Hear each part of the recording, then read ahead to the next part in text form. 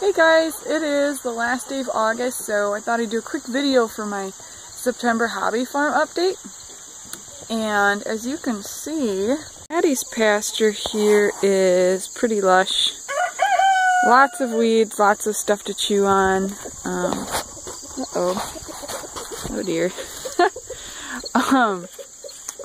This is about how many eggs I'm getting a day.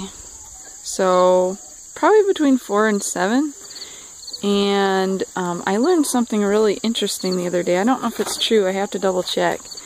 But the lighter the eggs, supposedly the older the chicken was. And I have a lot of light eggs, so that means I've got a lot of old layers. So I've been slowly kind of letting my layers die off as they get older and not replacing them, because I'm trying to scale down my hobby farm. And I'm not kidding you, I just found this nest of blue eggs. I was wondering where my blue eggs had gone, and apparently this is where they're at. That's crazy. And then this is about, whoops, that looks like a full pint of milk, but it's not. Actually about that full. So I have gone down to milking Addie once a day, and hopefully by September I'll have her down to 0 times a day. And then that's Barry's pasture. He is keeping his really clipped down. So again, maybe in a month or less than a month, I'll move him in with Addie. And so then the breeding can happen and they can both have all this lush pasture. So here is my garden. Like I said, it's almost the 1st of September, and I've been moving some stuff around.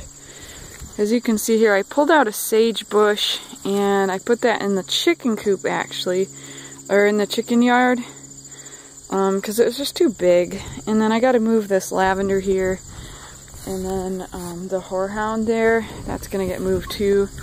And here I've got potatoes. I had some Aldi potatoes that sprouted, so I just planted them in this empty raised bed.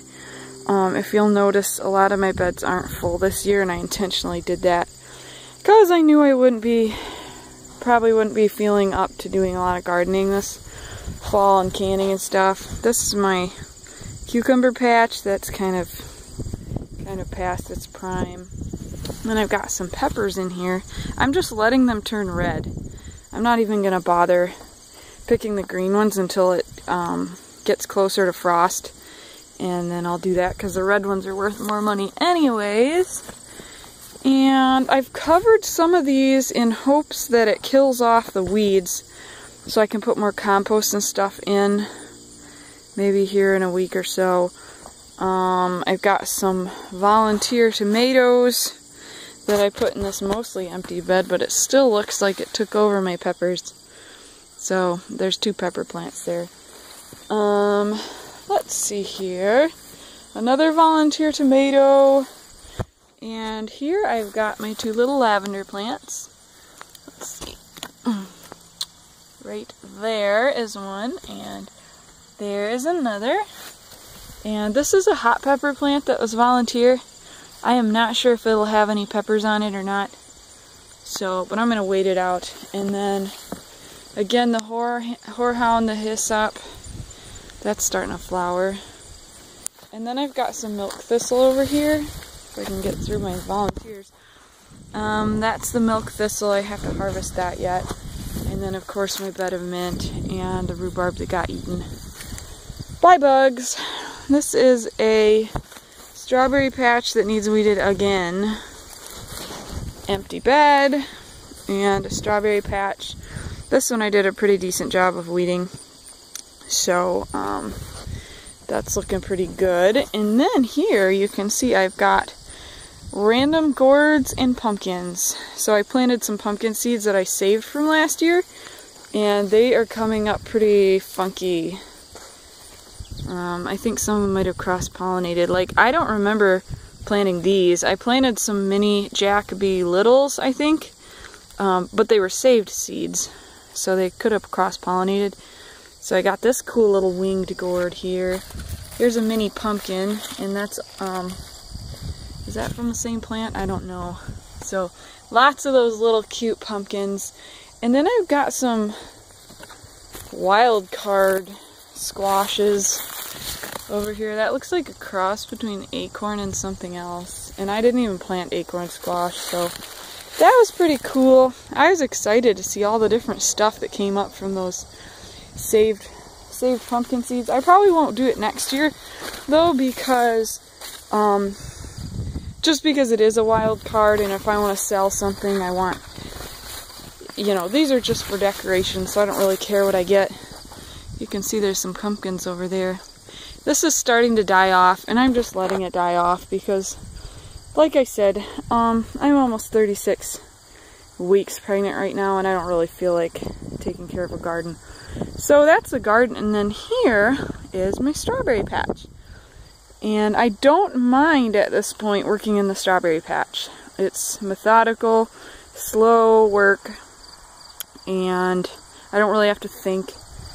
So, I've really enjoyed that this year. Over here is my flower patch, and this got massively overwatered the other day, and so some of my stuff fell over because the ground got too soggy, but this is my perennial patch here. I put some landscaping fabric down and then some mulch on top of that. I didn't plant the rest of it, but I probably will this fall. So we've got some glads here that I'll dig up, and then these are blazing stars. You can see that in there, that's a blazing star, and then supposedly these grass things will have flowers next year, hopefully. So, and then of course the delphiniums, which miraculously, they still have a few flowers on them.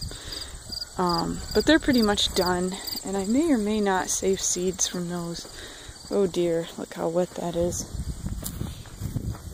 So this is my corn patch that didn't make it. I wrote about this earlier, I think. So the raccoons got into it. I didn't harvest right away, and so that was kind of a fail this year. So this is the other side of my flower patch. And I have marshmallow. This is a herb marshmallow. I have to look up, I think it's a perennial, but I have to look up how to harvest it and preserve it and stuff. I'm not sure how to do that. And then the bells of Ireland, those did great this year, but they are on their way out. And then I've got some volunteer tomatoes in there that I might try to make ketchup with those, if you can see them. On this side of the garden, I've got the lettuce patch that I'm letting go to seed. I'm going to save some more of that lettuce seed this year, and then I planted a sunflower in here. Transplanted a sunflower, and that's that. Here I've got my calendula going to seed because I'm not picking it because I'm not out here very often. The beets, the mango beets, and we have what was supposed to be an onion patch here. There's not very many onions though. So I still don't know if I'm giving up on onions next year or if I'm going to try them again. It's my second year trying onions, and onions are so cheap. I don't know how to make it work. There's more of my failed corn. So that's a quick tour of my fall garden. It doesn't look like much, but like I said, I purposely toned it down this year, knowing that I would be busy and not interested in gardening at this time. So, that's what it looks like. It's not super pretty, but gardens don't have to be pretty. They just have to produce food, and in my case, flowers and herbs and fall decorating stuff. So that's pretty fun, and I'll see you guys later.